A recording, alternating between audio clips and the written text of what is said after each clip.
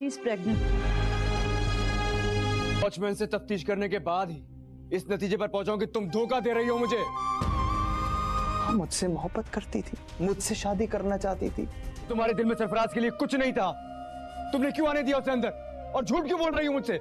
अस्सलाम वालेकुम नाज़रीन ड्रामा जनिसारी कैनून के साथ में बहुत कुछ नया होगा। सरफराज के साथ कशमाला ने रब्ता शुरू कर दिया और उसे घर पर बुलवा रहती है। जैसे ही सरफराज आता है दुआ तो उसे अंदर नहीं आने देती, गार्ड्स के ज़रिए उसे बाहर फेंकवा देती है। लेकिन कशमाला ने गार्ड्स के साथ भी अपना रब्ता जोड़ रखा था। गार्ड्स भी उसे दुआ के खिलाफ गवाही दे ही देते हैं ताकि वो चाहती है कि कोई बदगुमानियाँ पेश आएँ और दुआ नौशरमा की ज़िंदगी से निकल जाए। अब बारी आती है नौशरमा को भड़काती है कशमाला नौशरमा से कहती है कि मैंने देखा था कि सरफराज घर में आया था, लेकिन गार्ड्स ने उसे पीछे भेज दिया, लेकिन दुआ ने उसे अंदर आना दिया और वो दुआ से कन्विंस कर रहा था, कह रहा था कि तुम भी नौशरमा से तलाक ले लो, मैंने फिज़ा को तलाक दे दी है और हम दोनों शादी कर लेंगे। नौशरमा एक बार फिर कशमाला की बातों में आकर चला जाता है, दुआ के पास तफ्तीश करने जाता है और दुआ से कहता है कि तुम ये क्या कर रही हो, सरफराज को अंदर बुलाया लिया और तुमने उससे एक बार फिर मुलाकात की।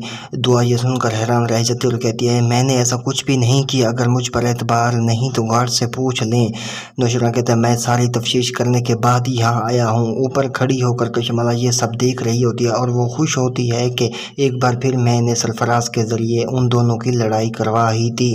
नौशरमा कहता है कि अब मुझे यकीन आ गया है कि तुम मुझे धोखा दे रही हो। दुआ ये सुनकर खामोश हो जाती है और वो कहती है कि अफसोस कि आप मुझ पर यकीन भी नहीं करते, मैंने ऐसा कुछ भी नहीं किया, लेकिन आपकी हमाकत है कि आप एक बार फिर से कशमाला की बातों में आकर आप मुझ पर चिल्ला रहे हैं, लेकिन ये सब झूठ है।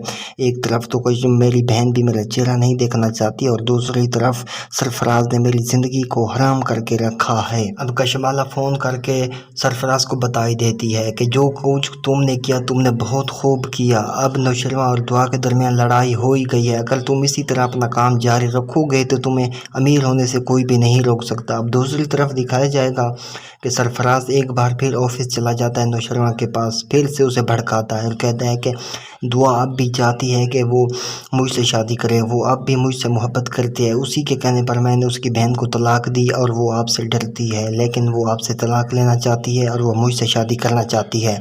इन सवालों के जवाब नौशरमा के पास नहीं होते, लेकिन वो बहुत ही परेशान हो जाता है कि सरफराज क्या कह रहा है। दूसरी तरफ दुआ को नौशरमा और सरफराज की बातों ने परेशान किया तो वह वहीं पर बेहोश हो गई। वहीं पर डॉक्टर को बुलाया गया और कशमाला भी खड़ी होती है, लेकिन डॉक्टर कहती है कि बल्कि खुशी की बात है कि ये माँ बनने वाली है और नौशरमा बाप बनने वाला। ये बात सुनकर कशमाला पर तो क़यामत टूट जाती है। दुआ बहुत ही खुश होती है।